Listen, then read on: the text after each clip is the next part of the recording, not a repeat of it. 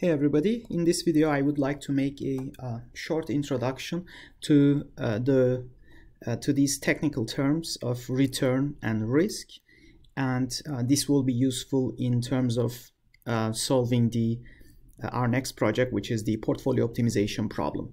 So when we talk about return and risk, these are features describing the prospects of a given investment or asset, if you will. So if you have a certain asset, that asset we would say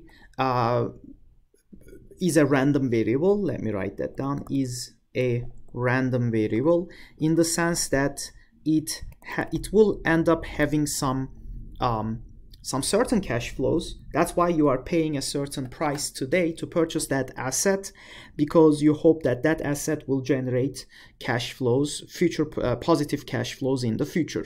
Because assets are a random variable, you pay the price today with certainty. You know how much you're paying to buy that asset. However, the future prospects, the outcome, the return, the cash flows that will be generated due to that asset is uncertain, because there is a certain risk involved in the whole process. So how do we model that? So here is an example. Suppose that today you invest, you pay say $100 today to purchase an asset, and in return that asset, and you pay this today you pay $100 today, and in return that asset promises one of the two things. Either it will pay, so it will provide a cash flow, it will return say $150 with probability say 1/2, 50% chance, with probability 50%, or it will create a return of only say $75 with probability 50%. The question is what is the overall average return this asset provides, and what is the riskiness of this asset? Does that make sense? So our asset, we have to pay today $100, so we are investing $100 today, so minus $100, and in return this asset promises $150 in a certain state, right? In state A, for instance. If state 1 happens, which is going to happen with a 50% chance, we're going to get back $150, which is pretty good, right? So it's above the amount that we invested. Or alternatively, we're only going to get back $75 in state, say for instance in state 2, which will also likely to happen with a 50% chance. Just as an example, suppose that you are an outdoor event company, you organize events outdoor, and you collect, there's a certain cost of organizing those events. So you make a certain investment, let's say $100 investment before each event, and the whole, whether your venture, whether this investment will pay off and how much it will pay off, depends on the weather. Because it's an outdoor event, and assume that there's a 50% chance of a sunny day and a 50% chance of a rainy day. In a sunny day, your return will be $150. More people will show up for the event. In a rainy day, half as many people will come, and as a result your return will only be $75. So the outcome, well, there's a 50% chance that you will have a 50% plus 50% return on your investment, and there's a 50% chance your return will be minus 25%. You will lose 25% of your investment because you originally invested $100, and if state 2 happens, a rainy event, you are only getting back $75, which is 25% less than what you invested in. So then the question is, what is the expected return of your investment? What is your expected return? Well, it seems the expected return is, with a 50% chance, 1/2 chance, our return would be 50%. Why? Because 150 is 50% more than 100. Or with a 1/2 chance, you are going to lose 25% of your investment. Does that make sense? And as a result, we can add up these two numbers. So we can factor out the 1/2. 50% minus 25 is just 25%. A half of 25% is just 12.5%. So this asset, if you want, or this project, promises you 12.5% return in average. In reality, you will never get 12.5%. Either you are going to get a 50% return on your investment, or you are going to end up losing 25%. For those of you who needs a refresher about how did I got those two numbers, that 50% here and that 25 minus 25%, let me just mention how I did that. It's based on, you can call it a holding period return. And the holding period return is the following.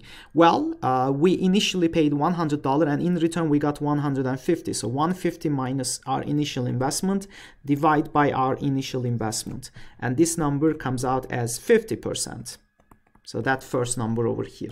The second scenario, the holding period return ends up being, well, we only get back $75 from our initial $100 investment, divide by the initial investment again, and that's minus 25%. So just to even simplify it one step further, it's basically your rate of return. When we say return, it can be either dollar amount. Here it's dollar amount. When we say the return is $50, if state 1 happens, this is in dollar amounts. By dividing it by the initial dollar value, the initial investment, we are making it into a rate of return, into a percentage, and that number came out as 50%. Same thing here, 75 minus 100, we know we lost $25, dividing it by the initial investment of $100 again, minus 25 over 100 is minus 25%, and that's how we were able to get to these two numbers. Awesome. Now that we mentioned how to calculate the expected return, there's usually another parameter that is always attached to random variables, and that would be the riskiness.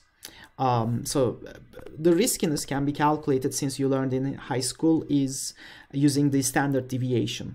The formula, unfortunately, is a bit uglier than compared to the expected return. Let me just go ahead and provide you with that formula. So the standard deviation of a random variable is just the square root of, okay, so this is a pretty ugly thing, the square root of the following: the individual probabilities, 1/2 chance. So what we are going to do is, now that I know what is the expected return, I'm going to subtract that expected return from the individual outcome returns, 50% and minus 25%. So in a sense, I'm getting the deviation from the mean. So that will be 50% minus 12.5% squared plus 1/2, and still inside the square root. The other one was minus 25% minus 12.5% square. At that step, I can show you a trick. The trick is the following. You can totally ignore the percent signs while doing the initial calculations, and we can reintroduce the percent sign at the very end. The reason I'm saying that is because standard deviation and expected return has the same sign, has the same units. They are both percent and they are comparable. Variance is not comparable. Variance is the square of standard deviation. It's not comparable. So as a result, I can take the square root of 1/2. I can factor out the 1/2. 50 minus 12.5 is 37.5, and then I will go ahead and square it. I have a calculator in front of me. So 50 minus 12.5 squared is 1406.25. 1406.25 plus minus 25 minus 12.5 is again minus 37.5. 37.5 plus minus, and squaring it, we will get pretty much the same thing. It will be a positive number because squaring a minus is going to give us a positive thing. That's it. So and now the whole thing is within the square root. And we can easily calculate that now. So all I do is I just add these two numbers, or multiply it by 2 basically, and then divide by 2. They will just cancel each other out. And then taking the square root, that would be 37.5%. I think we got lucky on this one. There you go. 37.5% comes out as the standard deviation, the variation in that random variable. We know that it is a random variable. This investment, this project, this asset is a random variable. In average, it pays 12.5% return, and the riskiness of that project, if you will, is 37.5. If you want, we can go ahead and fit a normal distribution. Suppose that if you had a normal distribution, also known as the Gaussian distribution, with a mean of 12.5% and a standard deviation of 37.5%. So the mean of a normal distribution is usually associated with the letter mu, and this would be the standard deviation. So in a sense, what it is telling us is the following. If I were to graph it, the graph will look like this. So actually, let's just move this to the right side, because it is, yeah, there you go. The average is 12.5. So 12.5 is somewhere, let's say here, 12.5%. So we are going to draw a normal distribution, just the same old way to draw the normal distribution. So the mean is that peak, which happens right here, 12.5%. So if we were to go one standard deviation to the right and to the left, right? So to the right and to the left, well, the standard deviation is 37.5. Actually, it is much flatter than I did draw it, actually. Okay, wow. Okay, so this is a very flat a normal distribution, to be honest, something more like this. So what's going to happen is the following. Let me just finish this picture and then I'll explain. So 37, if you add 37.5, we will get all the way up to 50%, and then subtract 37.5 from 12.5, you get minus 30%, so maybe somewhere there.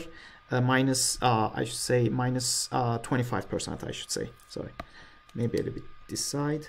There you go, minus 25%. So what's happening is, we know that 68% of the distribution will end up being somewhere in this range. So if this was a continuous random variable, we know it's a discrete one, but if it was a continuous one, we would have known that 68% of, with a 68% probability, we know that our return will be somewhere between this range. Does that make sense? And yeah, so, and if you go another standard deviation, so it will be very down below. So 25, if you subtract 37.5 from it, it will be like 62.5. And if you add minus, and if you add 37.5, it will be more like 87.5. So we can say with certainty, almost certainty, that with a 95% chance, the returns that we will get from this venture will be between 87.5 and minus 62.5%, somewhere within that range. So that one is 95%. So that would be, so including this whole thing, so 95 minus 68 is 27. So if you add 13.5 onto this tail percent and 13.5 into this tail, so you will get this normal distribution. For this problem, it seems like redundant. We don't even have enough data. But if this was a much more generic, like with certain data set, random variable, we could have done a way better job in explaining what just happened. All right, but at least at the minimum, we should be able to calculate the expected return and the standard deviation of any given random variable pretty neat. And while we are calculating the expected return, along the way we learned also how to calculate the holding period returns as well. I want to add actually one more thing before I finish with this one, and it is, or maybe I can do it in the next video. I can show you a couple of special cases related to risk and return. All right, so let's just stop right here.